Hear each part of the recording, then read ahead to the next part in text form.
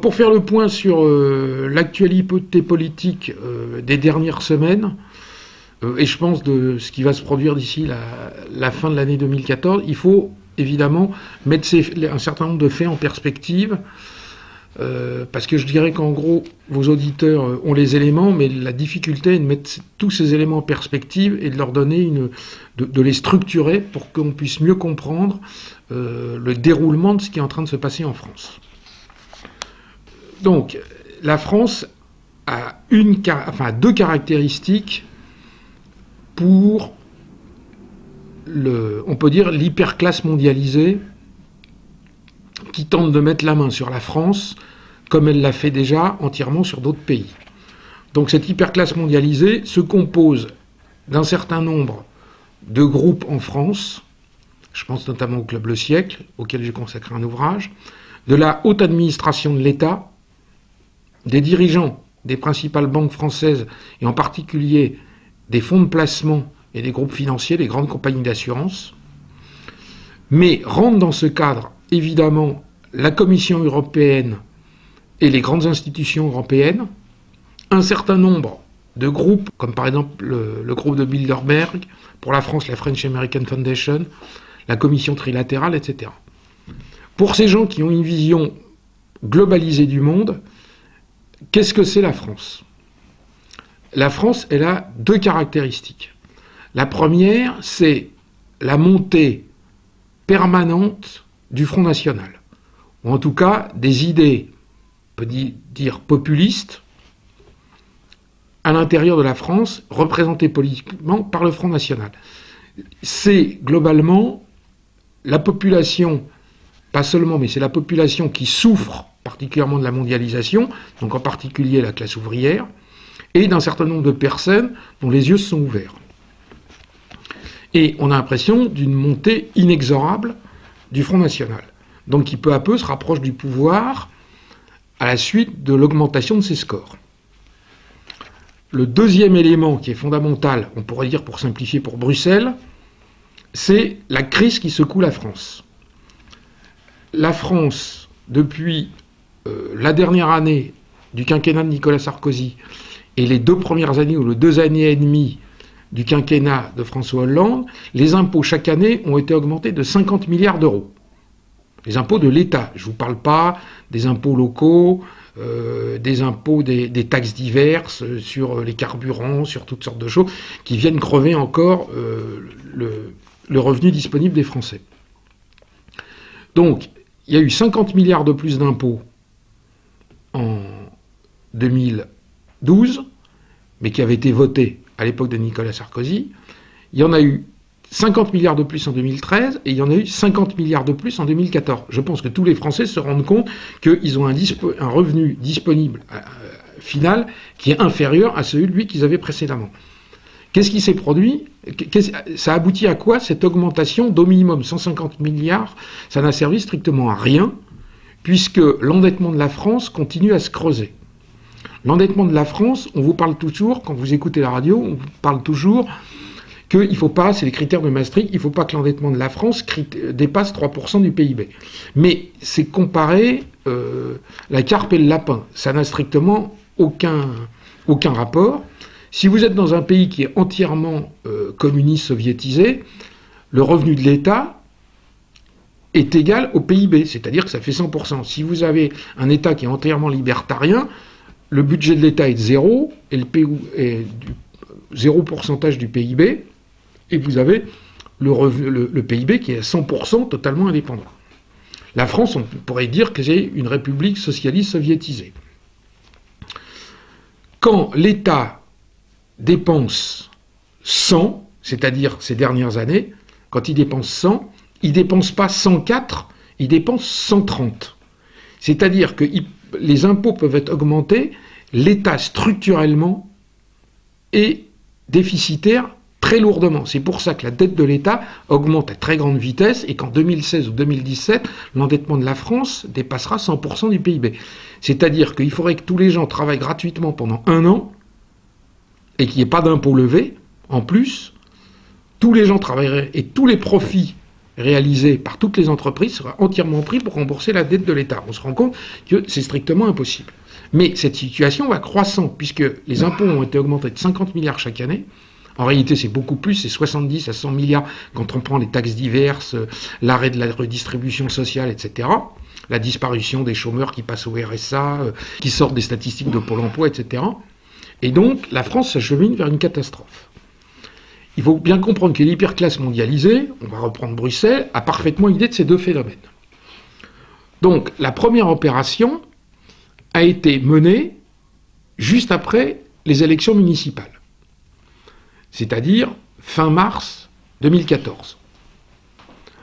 Fin mars 2014, vous avez eu un changement de gouvernement. En réalité, il y a eu la disparition de Jean-Marc Ayrault et la montée en puissance de Manuel Valls. La quasi-totalité du gouvernement est restée identique. Mais ça n'a pas été un remaniement, c'était une démission du gouvernement et un changement de Premier ministre. On sait aujourd'hui, par un certain nombre d'éléments qui ont été apportés notamment par Arnaud Montebourg, qui ont été amenés par Hamon, qui ont été amenés par un certain nombre de confidences qui ont été faites auxquelles on peut faire confiance, que ça a été, cette arrivée de Manuel Valls est un véritable coup d'État qui a abouti à déposséder François Hollande, qui est incapable de gouverner l'État, au profit d'un triumvirat qui était composé de Manuel Valls, Arnaud Montebourg et Benoît Hamon. Dans le même temps, ont été éliminées des personnalités qui pouvaient, dans la même génération, faire concurrence à Manuel Valls, c'est-à-dire Pierre Moscovici, par exemple, qui a été reclassé à l'Europe. Manuel Valls, dont j'avais anticipé la nomination comme Premier ministre, puisque ça faisait plusieurs mois que j'étais en train d'écrire un ouvrage que j'ai terminé la veille du jour où il a été nommé Premier ministre. Je rappelle le vrai visage de Manuel Valls. Manuel Valls et François Hollande se sont opposés sur le poste de ministre de l'Intérieur. François Rebsamen, ce qu'on appelle le duc de Dijon, devait devenir ministre de l'Intérieur selon François Hollande. Manuel Valls s'y est opposé. Et Manuel Valls a proposé de nommer Jean-Jacques Urvoas, qui est un Valsien. Et donc, de fait, ces deux positions sont opposées, et finalement, c'est Bernard Cazeneuve qui a été retenu. Donc il suffit de revenir 6 ou 7 mois en arrière, en mars, à peu près au moment des élections municipales. Dans les mois qui avaient précédé, dans l'année qui avait précédé, vous aviez Manuel Valls en permanence sur toutes les télévisions en tant que ministre de l'Intérieur. Et aujourd'hui, vous avez Bernard Cazeneuve, qu'on aperçoit de temps en temps, mais qui est un personnage falot, député maire de Cherbourg, et qui n'a strictement aucune influence. Il est sous la coupe totale de Manuel Valls, qui a laissé ses équipes à l'intérieur de la place Beauvau, et qui, de fait, cumule, en réalité, à la fois le poste de Premier ministre et celui de ministre de l'Intérieur. Il faut savoir que le ministre de l'Intérieur, c'est celui qui prépare les élections, qu'elles soient législatives, présidentielles, etc. C'est lui qui a la haute main sur l'administration préfectorale. Ce véritable coup d'État, comme il a été défini par exemple par Mediapart, par Le Monde, etc., s'était fait au profit d'un triumvirat qui associait Manuel Valls, qui est le représentant, monsieur 6%, au moment de la primaire du Parti Socialiste pour désigner le candidat à l'élection présidentielle pour 2012, opération qui s'était faite en 2011. Vous aviez une alliance avec Arnaud Montebourg qui représente la tendance à l'intérieur du PS, pourrait-on dire, populiste, industrialiste, produisons français même si c'est faux, et la branche gauche du PS qui était représentée par Benoît Hamon. Et dans le même temps, vous avez des gens qui sont nommés au gouvernement, en particulier, vous vous retrouvez avec l'arrivée très rapide de Jean-Pierre Jouyet, par exemple, comme secrétaire général de la présidence. Et Jean-Pierre Jouyet, qui avait été secrétaire d'État ou ministre des Affaires européennes de François Fillon et donc de Nicolas Sarkozy. Vous avez la directrice de cabinet de Manuel Valls, donc du Premier ministre, qui s'appelle Madame Véronique Béda-Camilius. Donc c'est la représentante de la finance internationale. Son mari, qui est luxembourgeois, est par exemple le responsable des affaires européennes d'AXA. C'est un très proche de Jean-Claude Juncker, qui est donc le nouveau président de la Commission européenne. Et donc, vous avez une entrée dans le jeu français particulièrement remarquée de personnages qui font partie de cette hyperclasse mondialisée. Quand est-ce que se produit cette nomination? C'est pas un hasard. La nomination, le principe, le Premier ministre est chargé de protéger le président de la République afin qu'il se prenne tous les chocs, de manière à ce que le président de la République règne au-dessus des partis.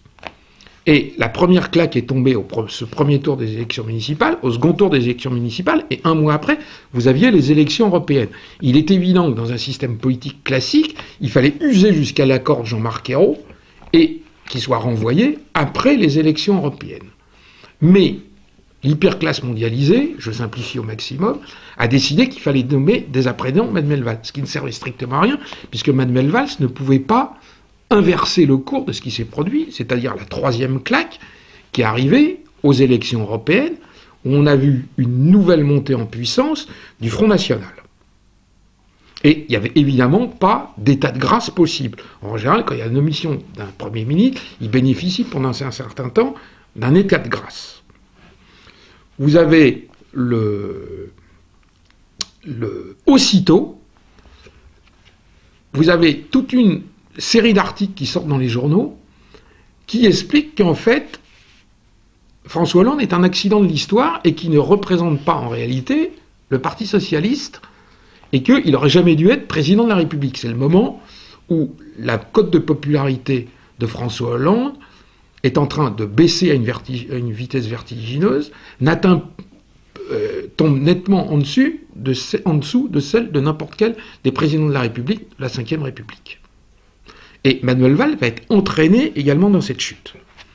Mais dès la nomination de Manuel Valls, c'est-à-dire 15 jours après, vous avez le nouveau premier secrétaire du Parti socialiste, parce qu'au même moment, il y a le changement qui se produit à l'intérieur du Parti socialiste, avec le départ d'Harlem Désir, qui est coopté au gouvernement à un poste de secrétaire d'État aux affaires européennes, alors qu'il ne parle aucune langue étrangère, ce qui est quand même curieux. Il est remplacé par Jean-Christophe Cambadélis.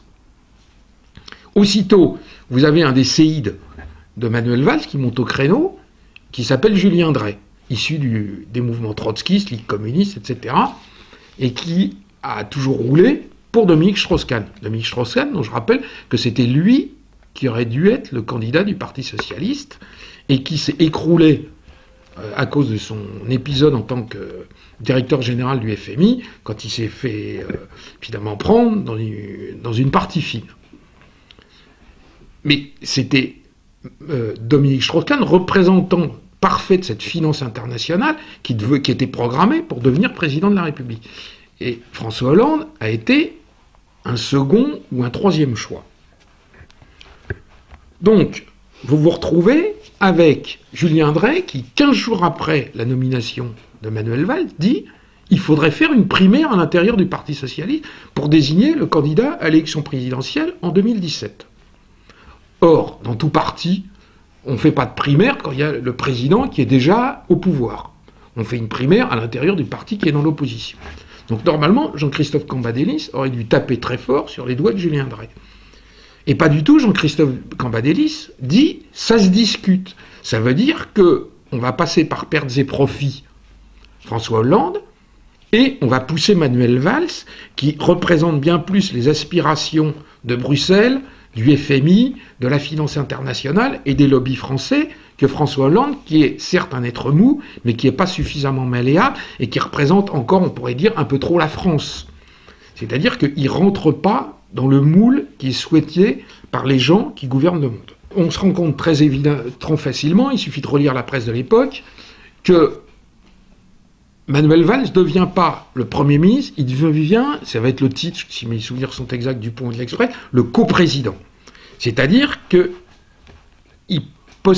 Manuel Valls possède un pouvoir immense, beaucoup plus important que par exemple François Fillon à l'époque de Nicolas Sarkozy, parce que François Hollande va être affaibli par toute une série d'événements qui vont se produire.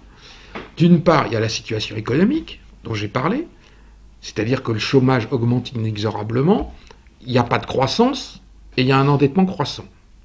D'autre part, il y a une montée du Front National et, petit à petit, les anciens alliés du Parti socialiste, qui lui avaient permis d'accéder au pouvoir, c'est-à-dire le Parti communiste, le Parti de gauche de Mélenchon, plus, comme on va y assister fin août 2014, les Verts, vont retirer leur confiance au gouvernement, et d'ailleurs les Verts vont quitter le gouvernement. Vous avez dans le même moment une ouverture qui s'opère, non en direction des sarkozystes, mais dans une direction de l'UMP, pour être très clair, de la fausse droite, de la droite parlementaire, avec la nomination en rafale de toute une série de dirigeants qui ont la caractéristique d'être issus de l'UMP, mais de ne pas être sarkozystes, mais chiraciens. Donc je vais juste donner un exemple. Bon, vous avez d'abord la nomination de Jean-Pierre Jouyet à l'Élysée comme secrétaire général, c'est-à-dire comme numéro 2 de l'appareil de l'État, qui était secrétaire d'État de François Fillon. Mais vous avez aussi l'ancien secrétaire général du RPR, Jacques Toubon, qui devient, c'est quand même une aimable plaisanterie, le défenseur de droit. Vous l'avez l'ancien ministre UMP, Catherine Colonna, qui devient ambassadrice à Rome, l'ancien conseiller diplomatique de Jacques Chirac, Maurice Gourdon-Montiane, qui devient ambassadeur à Pékin. Vous avez le directeur, l'ancien chef de cabinet de Dominique de Villepin. Vous avez les nominations, par exemple, de l'ancien directeur de campagne, Guillaume Lambert, qui demeure préfet de la Lozère, alors qu'il est lourdement mis en cause dans l'affaire Big Malion. Donc on sait qu'il se compose déjà une ouverture en direction d'un certain nombre de gens dont on pourrait avoir besoin. C'est-à-dire non pas des sarkozystes, mais c'est des chiraciens. Chirac, comme François Hollande, n'a strictement aucune structure idéologique, mais c'est un homme qui louvoie au fil de temps, oubliant ses amis, et qui fait tout pour se maintenir au pouvoir, quitte à écraser son propre parti. On l'a vu pendant les différentes cohabitations, en particulier au moment de la dissolution de 1997, où l'UMP était au pouvoir, et ils ont préféré abandonner le pouvoir.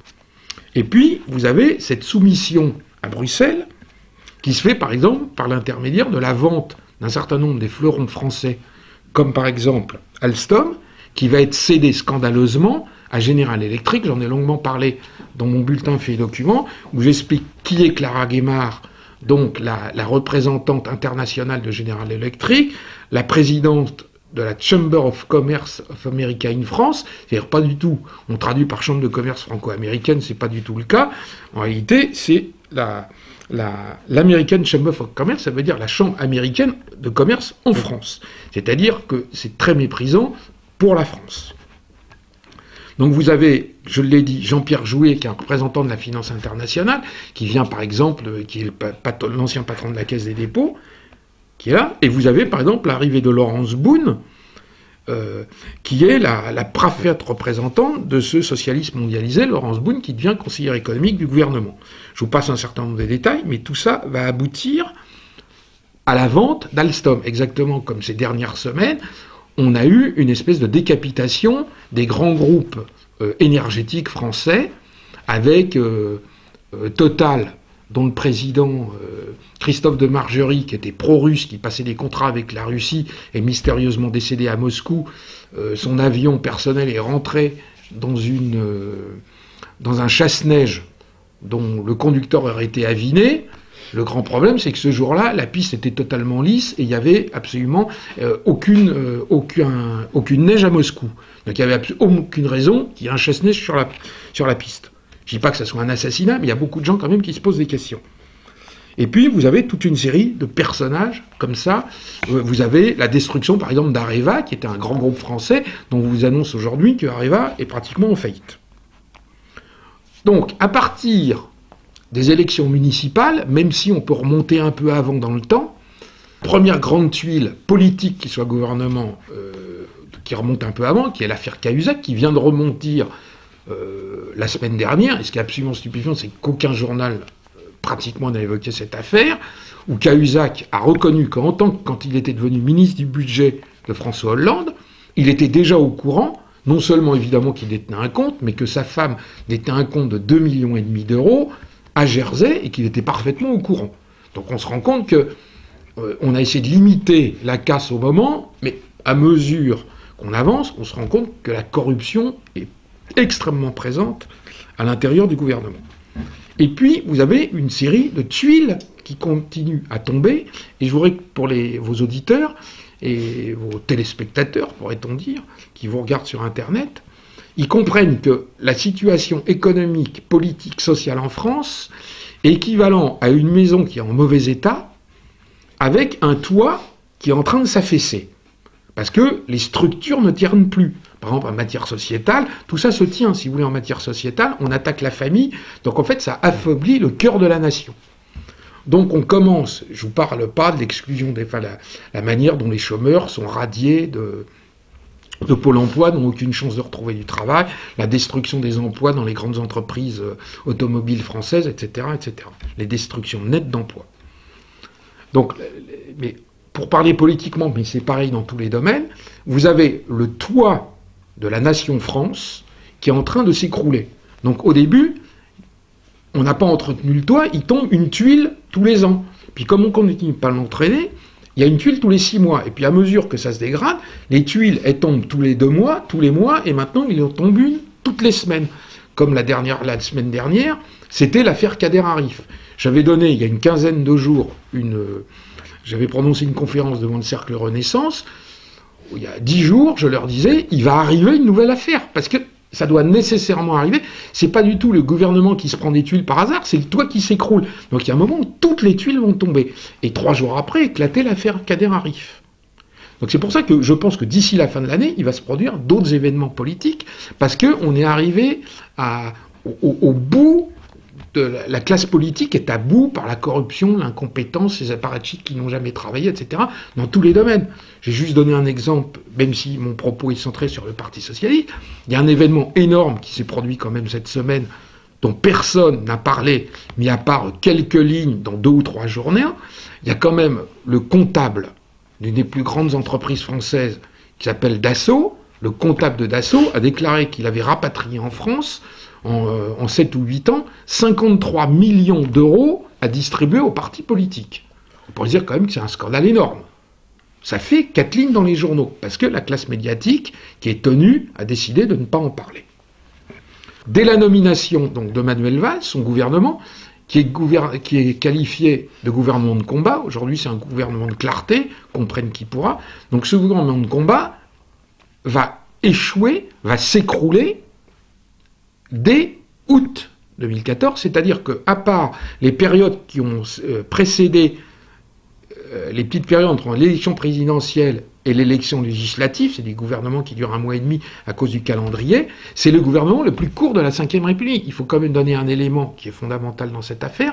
Vous avez Benoît Hamon, qui est le ministre de l'Éducation nationale, donc qui arrive en avril, c'est-à-dire, en fait, quand vont commencer les examens dans les collèges et les lycées, et qui part en août. C'est-à-dire que c'est le premier ministre de l'Éducation nationale qui n'aura même pas fait de rentrée scolaire dans l'ensemble de la Ve République. On peut dire que Benoît Hamon a été le ministre des vacances. Les tuiles vont continuer à tomber. Il y a une tuile qui est très importante, même si elle peut paraître anecdotique, mais elle continue à faire des ravages, en particulier à l'étranger, c'est la sortie du livre de Valérie Trierweiler, « Merci pour ce moment », qui détruit non seulement François Hollande, mais qui détruit la fonction présidentielle en elle-même, et qui fait que François Hollande, ridiculisé au monde, dans le monde politique international, se replie sur l'Élysée, c'est-à-dire qu'il va dîner 2 à 3 fois par semaine, ou passer ses week-ends chez les Jouillets, se replie sur lui-même, s'entoure exclusivement de gens de la promotion Voltaire, ou de la même promotion, des gens qui sont issus, avec Emmanuel Macron, comme on va le voir tout à l'heure, le nouveau ministre extrêmement influent, le ministre de l'économie. Donc arrive le mois d'août, où après ce véritable coup d'État qui a eu lieu fin mars, début avril, vous avez ce qu'on appelle le 18 Brumaire. C'est-à-dire que vous avez Bonaparte, c'est-à-dire Manuel Valls, qui se débarrasse des autres consuls et qui prend tout le pouvoir à lui tout seul. C'est-à-dire qu'il élimine Arnaud Montebourg, qui croyait Manuel Valls lui avait dit qu'il soutiendrait sa politique de redressement économique français, Et il se débarrasse de l'aile gauche du Parti socialiste, qui avait apporté son concours pour que Manuel Valls soit nommé. Et donc Manuel Valls se retrouve seul au pouvoir, encore plus puissant, avec un François Hollande encore plus marginalisé. Et regardez bien à nouveau, ça n'est pas un remaniement ministériel, c'est une démission du gouvernement, dont on sait que c'est Manuel Valls qui l'a exigé. C'est une démission du gouvernement qui est obtenue, avec François Hollande qui renomme Manuel Valls, qui n'a rien à voir avec une simple restructuration, un remaniement du gouvernement. Et vous vous retrouvez avec 32 ministres ou secrétaires d'État qui restent au même poste. Et il n'y a que quelques arrivées, dont Emmanuel Macron. Donc Emmanuel Macron, dont j'ai dressé le portrait, c'est vraiment l'envoyé de la banque Rothschild, c'est le représentant de la finance internationale libérale qui se retrouve comme ministre de l'économie. Exactement comme Jean-Pierre Jouyet avait été nommé ministre des Affaires européennes au moment de Nicolas Sarkozy, Emmanuel Macron s'était plusieurs fois proposé de devenir chef de cabinet ou directeur de François Fillon à l'époque de Nicolas Sarkozy. Il faut comprendre que c'est la grande alliance UMPS. Donc c'est énorme de voir que, théoriquement, un gouvernement de gauche met comme ministre de l'économie un banquier de la banque Rothschild. On croyait que c'était quand même réservé à l'époque de Georges Pompidou. C'est pas du tout le cas. Et ça recoupe ce que je vous disais tout à l'heure, c'est que ça répond aux aspirations de Bruxelles, qui sait très bien que la France est incapable pour le moment de réduire son déficit budgétaire, mais donc on va lui imposer un certain nombre de mesures, et on va arriver à ce que Libération, donc le 1er avril 2014, et ce n'était pas une blague du 1er avril, c'est-à-dire au moment de la nomination de Manuel Valls, disait qu'il fallait arriver à une politique de gauche tout en intégrant les exigences patronales et européennes. C'est-à-dire un gouvernement libéral libertaire. C'est-à-dire que vous avez la défense des intérêts libéraux en économie et la défense des idées libertaires sociétales en matière de société et de morale. Et Le Monde écrivait exactement au même moment, c'est-à-dire 5 mois avant, écrivait ce qui allait se produire, disait « Le chef d'État ne saurait céder aux sirènes de la gauche socialiste, c'est-à-dire en gros de Martine Aubry, sans mettre en péril ce qui lui reste de crédit à Bruxelles sur les marchés financiers au bout du compte dans le pays. » Bref, on peut dire que Bruxelles et les marchés financiers tiennent par la corde passée autour du cou la France. Donc je vous passe les rodomontades de François Hollande, la reprise est là, ça c'était le 14 juillet de cette année, on a l'impression que c'était il y a un siècle, le redressement n'est pas terminé, mais le retournement arrive, ça datait du 4 mai. Il faut revenir au début de François Hollande. François Hollande, il y a 2 ans et demi, quand il a été élu président de la République, disait « On aura une période de redressement, et la deuxième moitié de mon quinquennat sera une période de redistribution. » On a dépassé la période, la moitié du quinquennat de François Hollande. Croyez-moi, chers amis téléspectateurs, sur Internet, il n'y aura aucune période de redistribution. On vous a menti. Donc vous avez maintenant au gouvernement un homme comme Emmanuel Macron, qui est quand même, ce qui est extraordinaire, qui est un banquier vedette de la banque Rothschild, inspecteur général des finances, ancien secrétaire général adjoint de l'Élysée, qui donc déclare notamment qu'il a gagné 2 millions d'euros pour la seule période allant de décembre 2010 à mai 2012, et qui réussit à ne pas être imposable sur l'ISF. Donc soit il achète beaucoup d'œuvres d'art contemporain, soit il a des techniques absolument extraordinaires, ou alors il dépense beaucoup. Enfin, c'est quand même de particulier de penser qu'un inspecteur général des finances, banquier vedette de la banque Rothschild, réussit, qui est secrétaire général de l'Élysée maintenant, donc qui est quand même quelqu'un qui tourne autour de exactement 14 000, enfin quand il était secrétaire général adjoint, 14 910 euros par mois, plus évidemment tous les avantages, en particulier le cirage de chaussures, qui avait valu sa place à son ami Aquilino Morel. Enfin, c'est des gens qui ont quand même peu de frais, on se demande ce qu'ils font de leur argent.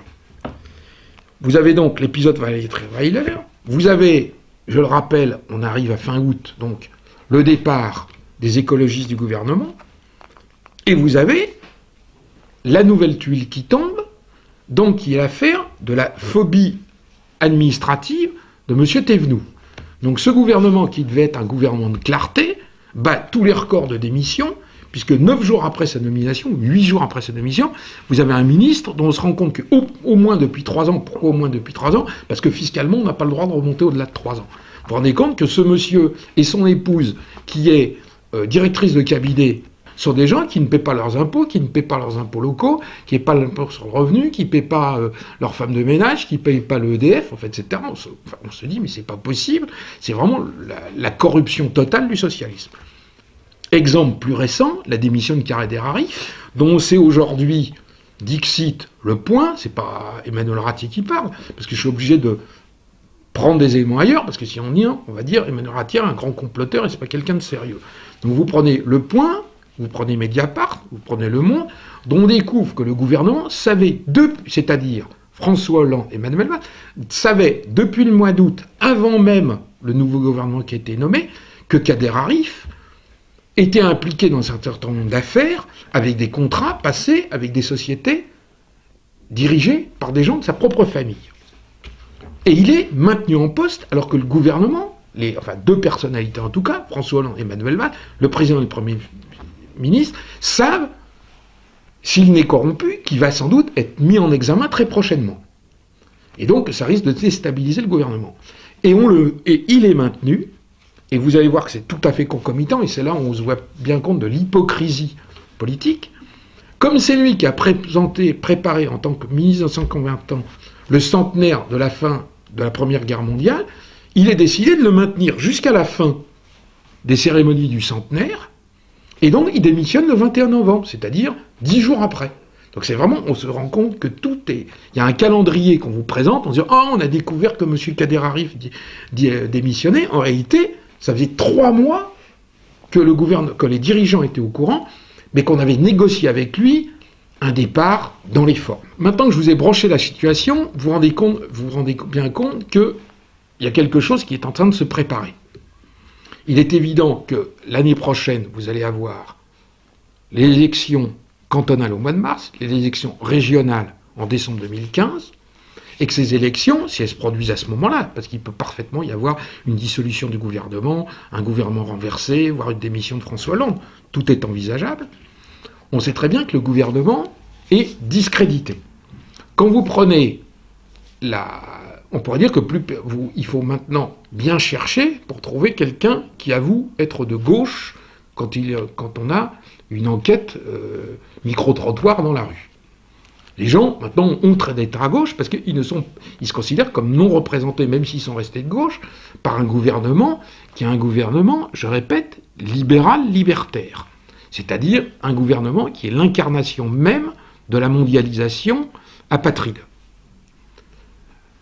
Quand vous prenez les sondages réguliers, c'est-à-dire pour ça qu'ils sont fiables, parce qu'on pose toujours les mêmes questions, tous les 3 mois ou tous les 6 mois, un échantillon de population, on pose la même question, donc on voit bien, par exemple sur 25 ans, ou par exemple pour 2 ans et demi pour François Hollande et pour le Premier ministre, la manière dont la courbe évolue. Cette courbe n'a pas cessé de baisser. On en arrive, je vais simplifier, au mois de septembre ou au mois d'octobre, avec 13% d'opinion favorable du président François Hollande. Et vous avez 28% d'opinion favorable du Premier ministre Manuel Valls. Mais quand vous allez plus dans le détail, vous vous rendez compte que quand vous avez en gros 4 cases. Vous avez soutient totalement la politique du gouvernement, soutient relativement le gouvernement, ne soutient pas relativement le gouvernement, rejette totalement la politique du gouvernement. Donc vous avez déjà 87% des Français qui rejettent la politique du gouvernement. Mais quand vous prenez les 13% qui restent, vous vous rendez compte qu'au total, il y a 1% des gens, 1%, je répète bien, c'est les sondages, IFOS, Sofres, TNS, etc. C'est pas Emmanuel Ratier qui le dit, je le répète. Vous pouvez aller vérifier dans les sondages, il y a 1% des Français qui soutiennent totalement la politique du gouvernement. Quand vous prenez Manuel Valls, c'est à peine mieux, c'est 2%. Vous vous rendez compte que, En gros, ça ne représente même pas le nom d'élus socialistes en France. Vous vous rendez compte que le gouvernement est totalement discrédité. Donc il n'a aucune chance de subsister. On l'a vu aux élections en septembre, où comme c'est un système de grands électeurs, avec un grand nombre de gens qui sont nommés par les conseils généraux, par les maires, etc., ils ont réussi à limiter les dégâts, même si le Sénat est repassé dans le giron de la droite parlementaire.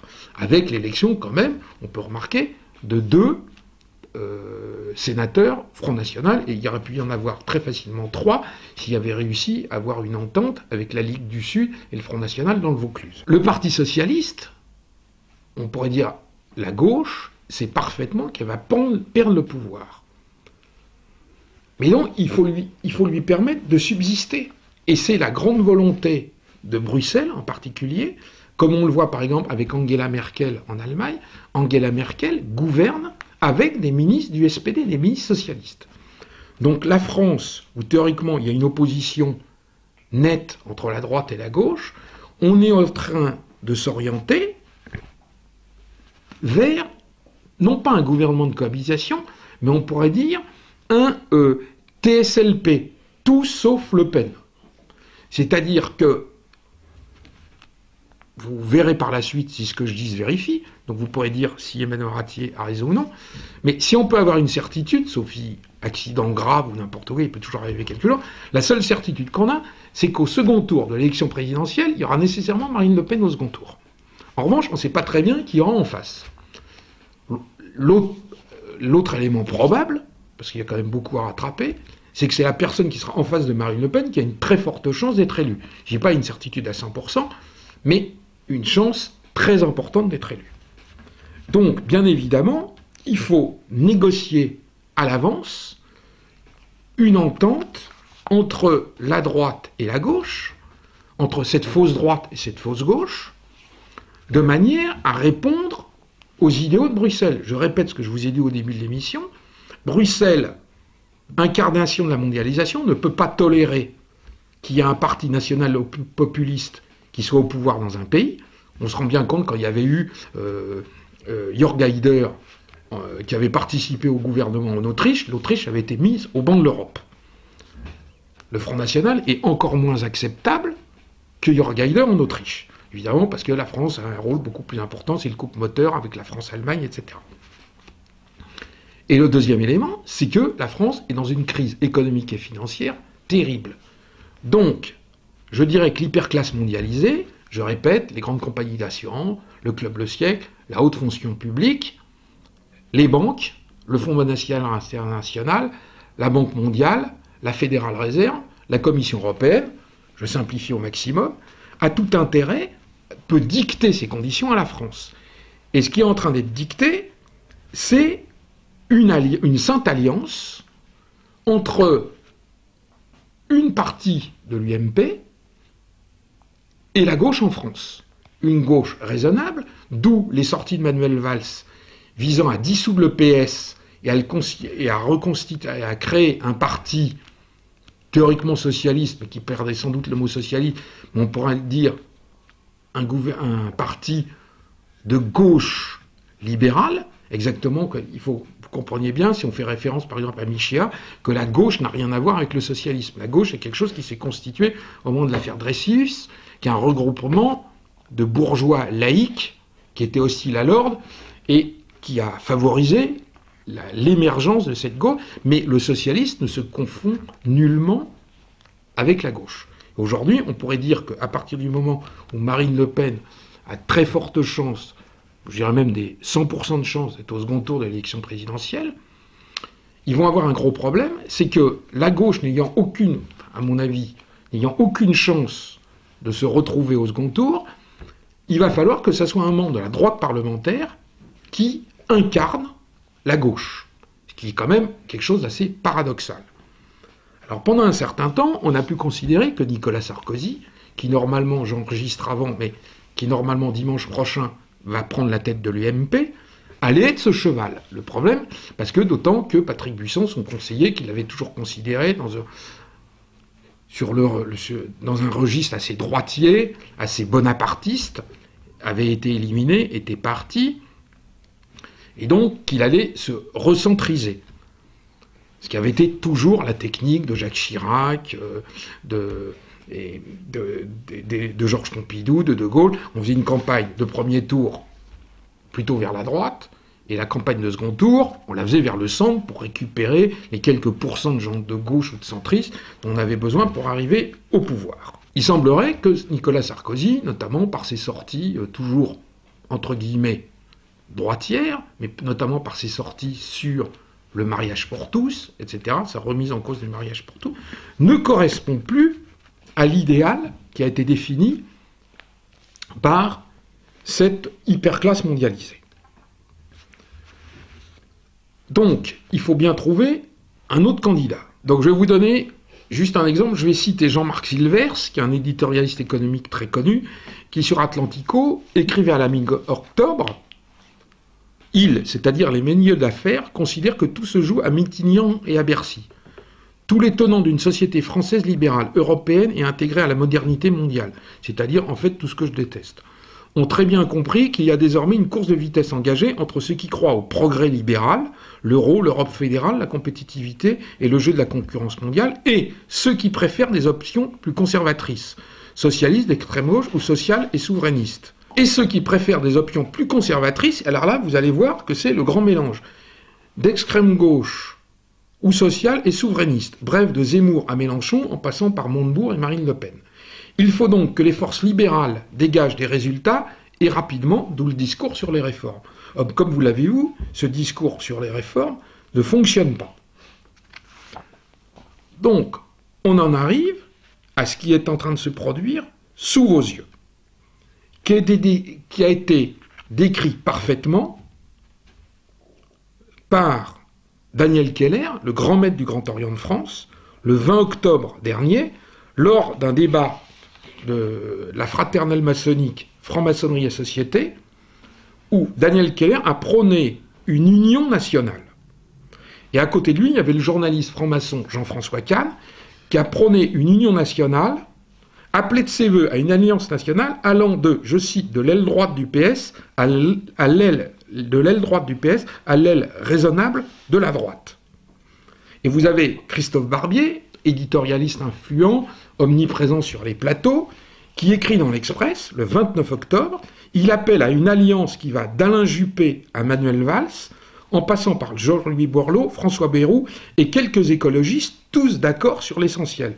Europe, économie, sociale, sécurité, environnement, éducation, immigration, fiscalité. Et il continue, les divergences sont de méthode et non de principe, de forme et non de fond.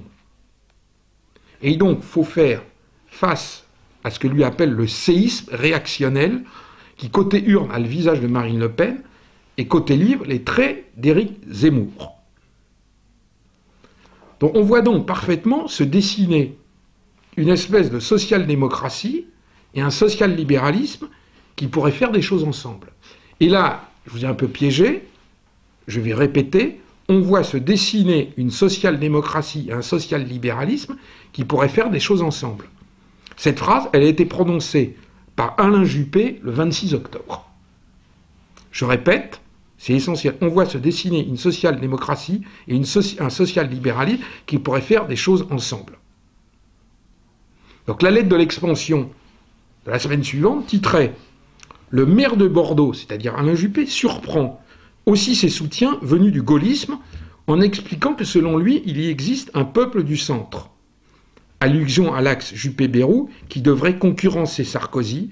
Il est rejoint, c'est vraiment incroyable parce que la lettre de l'expansion, c'est l'organe des milieux dirigeants financiers français. Il est rejoint par des hauts fonctionnaires strauss-kahniens qui se prennent à rêver d'un drôle de tandem pour faire les réformes, Juppé à l'Élysée et Emmanuel Macron à Matignon. Pas Emmanuel Ratier qui le dit, c'est la lettre des milieux d'affaires qui explique ça. Donc, il en découle automatiquement la une des Inrecuptibles de la semaine dernière, où c'est la Juppé-mania.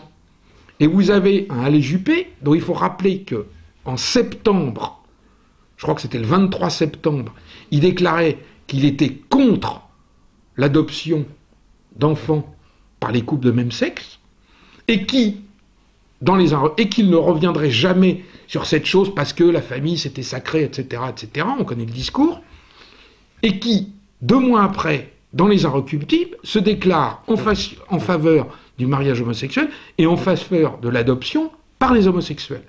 Et à partir de ce moment-là, Alain Juppé devient un personnage qui est acceptable pour la gauche, qui en est réduite aux mesures, je répète, sociétales libertaires, c'est-à-dire destruction de la famille, apologie de la migration, apologie du multiculturalisme, apologie des droits de l'homme, etc., etc.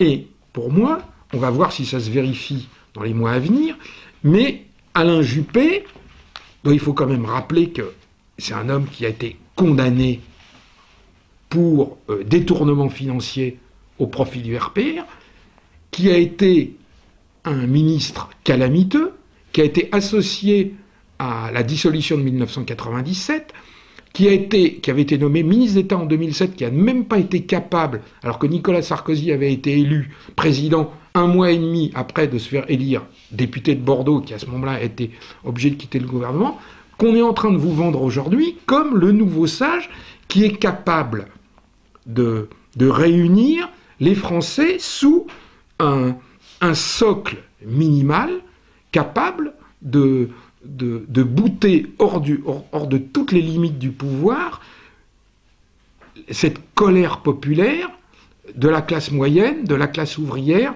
et des gens qui ont enfin confiance des choses, qui est incarné actuellement politiquement par Marine Le Pen.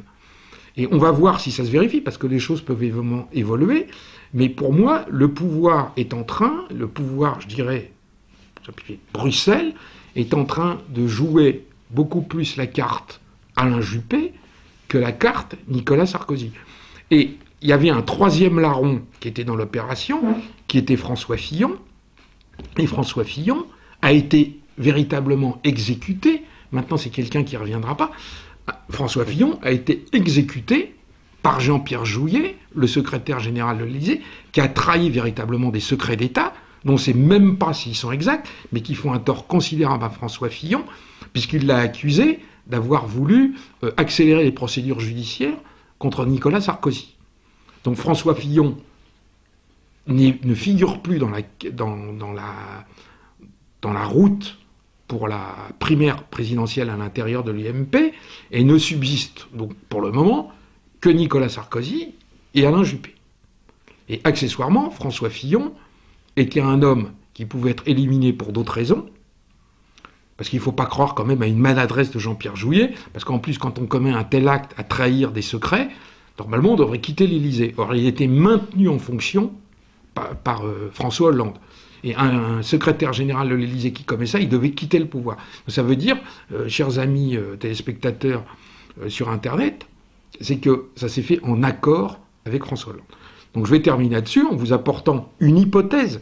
Je ne dis pas que ça soit la réalité, mais il y a un certain nombre de services secrets, pour être très clair, et de personnes spécialisées dans l'intelligence économique, qui se demandent si non seulement il ne fallait pas éliminer François Fillon parce qu'il n'était pas suffisamment malléable. Il faut se rappeler que François Fillon, tout ce qu'il est, ces dernières semaines, avait pris des positions beaucoup plus fermes sur l'immigration, etc., et en particulier des positions pro-russes. Il s'était prononcé pour la livraison des Mistral, il affichait sa sympathie avec Poutine, qu'il considère comme un frère, il expliquait qu'il se rendait régulièrement à Moscou, il était reçu à chaque fois 3 heures par Vladimir Poutine. Et donc, dans cette carte des oppositions, il y a un élément possible, potentiel, qui est l'élimination de François Fillon, parce qu'il fallait éliminer quelqu'un qui risquait d'être défavorable aux intérêts américains en France, dans le cas où il aurait réussi à remporter la primaire à l'intérieur de l'UMP. Alors je ne dis pas que ça soit certain, mais je pense que c'est une hypothèse qui est plausible. C'est pour ça que je vous l'explique. Alors, je ne vais pas insister plus. Donc on se retrouvera, je pense, dans quelques semaines, dans 1 mois, 2 mois ou 3 mois, sur Mediapresse Info TV. Et donc on verra si ce que je vous ai dit s'est vérifié, s'il y a eu une involution, mais je pense que ce que je vous ai dit aujourd'hui permet de mieux mettre les faits en perspective, mais je pense que fondamentalement, ça n'aura pas changé, parce que la situation économique, surtout financière de la France, ne va pas aller en s'améliorant, et je pense que la situation politique est devenue une guerre de tranchées, aussi bien dans la droite parlementaire que dans la gauche parlementaire. Et donc, on aura sans doute, d'ici Noël, un certain nombre de nouvelles tuiles qui vont tomber, et je pense qu'on aura donc beaucoup de choses à se dire lors de la prochaine émission.